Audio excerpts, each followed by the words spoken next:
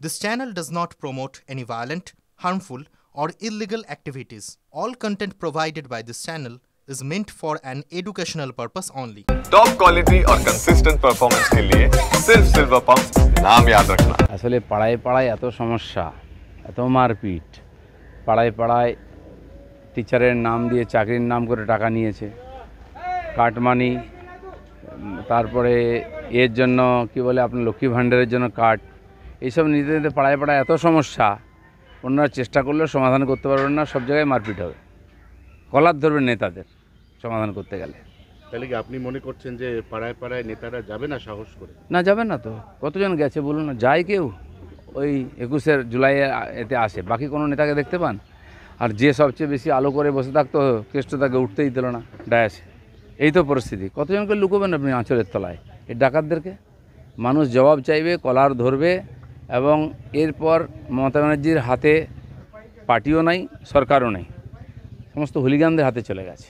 না দেখুন, ভারতীয় জনতা পার্টির কর্মীরা পরিস্থিতি যাই হোক তারা আছেন, হয়তো সক্রিয় নাই, তারা পার্টিতে কাজ করতে চান, তারা বাংলায় বিজেপিকে ক্ষমতায় আনতে চান, এটা আমার মনে হয়েছে, তাই আমি ডাক দিয়েছিলাম। তো আমাদের সাংগঠনিক জেলা খুবই মজবুত সংগঠন আছে, মেদিনীপুরের সবচেয়ে এগিয়ে আছে বাংলার মধ্যে। জেলার নতুন সমস্ত টিম তৈরি হচ্ছে, তারা মনে করলেন যে অনেক দিন কোনো বড় প্রোগ্রাম হয়নি, হোক। এবং আমাদের সেই সাথী যারা শহীদ হয়েছেন তাদের শ্রদ্ধাঞ্জলির নাম করে সবাই এসেছিলেন। নিঃসন্দেহে এটা খুব আনন্দের। বর্তমান বিজেপি কোথায় আছে এটা হচ্ছে তার একটা নমুনা মাত্র। পার্টি আমাকে 3বার ক্যান্ডিডেট করেছে, আমি কখনো টিকিটও চাইনি, পদও চাইনি। পার্টি মনে হয়েছে দেওয়া উচিত। মাননীয় অমিত শাহ প্রেসিডেন্ট ছিলেন, তিনি বলছেন নাই নাই বড়ে লিডার করে লড়না চাইয়ে। আমি 6 মাস প্রেসিডেন্ট হয়েছি, 1 বছর আগে পার্টিতে এসে আমাকে বলা হয় ইলেকশন লড়তে হবে, পার্টির নির্দেশ মেনে নিয়েছি। হ্যাঁ, চয়েস জিজ্ঞেস করা হয়েছিল, আমি খড়গপুর বলেছিলাম অ্যাসেম্বলিতে।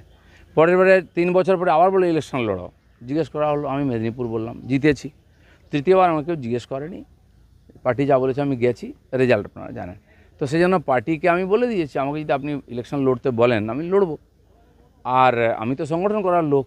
প্র্যাকটিক্যালি আমি পার্টিকে বলেছিলাম 24-এ যে আমাকে যে দায়িত্ব দেওয়া হয়েছিল, আরএসএস পাঠিয়েছিল অর্গানাইজেশন করতে, আমরা 41% ভোট 19 সালে পেয়ে গেছি, 18টা সিট জিতেছি। তো এক প্রকার সংগঠন দাঁড়িয়ে গেছে, যেন আমাদের মতো অর্গানাইজারদের কাজ শেষ হয়ে যায়, এখানে অন্য জায়গায় চলে যাই আমরা। পার্টি আমাকে রেখে দিয়েছিল প্রেসিডেন্ট হিসাবে, সেই মুক্তি আমি 21-এর পরে চাই। তো আমার কাজটা প্রায় সংগঠনের শেষ হয়ে গেছিলো, কিন্তু হয়তো পার্টি মনে করেছে আর প্রয়োজন আছে, সেজন্য যা কাজ দেবে আমি করবো। তাহলে 26-এ খড়গপুরে বিজেপির প্রার্থী আপনি? না, এটা আপনিও বলতে পারেন না, আমিও বলতে পারেন না। পার্টির যে নির্বাচন কমিটি হবে, পার্লামেন্টারি বোর্ড আছে, তারা ঠিক করবেন। দিল্লিতে অনেক দিন ধরে যাবে বলছিল, আমার সঙ্গে যোগাযোগ আছে, ট্রেন বুকিং করার জন্য কথা হয়েছে। তো ওনারা লম্বা ওখানে একটা ধর্ণা দেবেন বলেছেন।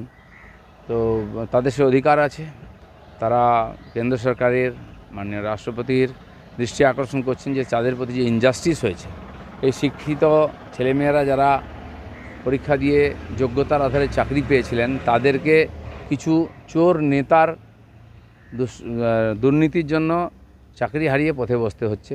সেজন্য তারা গণতান্ত্রিকভাবে যেটুকু আন্দোলন করা সেটা করছেন, সমস্ত সমাজ তাদের সঙ্গে আছে। 21-এর মঞ্চে দাঁড়িয়ে অভিষেক বলেছেন যে 26-এর ভোটটা হয়ে গেলে আপনাদের সবাইকে দিয়ে জয় বাংলা বলাবে।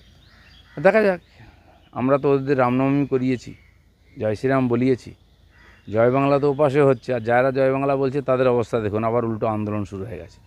পশ্চিমবাংলায় উল্টো গঙ্গা বইবে, কারণ পাপের ঘোড়া প্রায় ভরে গেছে। 21-এ বছরে একদিন ডায়াস্তরে ভাষণ দিলে হবে না, রাস্তায় নামতে হবে, মানুষের সঙ্গে মানুষ কী বলছে শুনতে হবে। বাঙালি বাঙালি বলে বাড়িতে পাঞ্জাবি বউ রাখবো আর বাঙালি বাঙালি ডায়লগ দেবো। বাংলায় কোনো মেয়ে নেই সুন্দরী যাকে বউ করা যায়, পাঞ্জাবি বউ আনতে হয়। বাংলায় কোনো যোগ্য ব্যক্তি নেই যে এমপি ক্যান্ডিডেট হতে পারে, গুজরাট থেকে, বিহার থেকে, উত্তরপ্রদেশ থেকে ক্যান্ডিডেট নিয়ে আসতে হয়। এখানে কোনো ভোটার নেই, বাংলার লোকেদের বিশ্বাস নেই, বাংলাদেশ থেকে রোহিঙ্গা মুসলিমদেরকে ভোটার বানাতে হয়। এখানে কোনো অভিনেতা অভিনেত্রী নেই যাই ভোট দিতে পারে, বাংলাদেশ থেকে অভিনেতা অভিনেত্রী আনতে হয়। আর কি আনবেন ভাবুন, বাংলার মানুষকে আর বোকা বানাবেন না। সময়ে বলবে সব, তখন আমিও ডিসিশান নেব।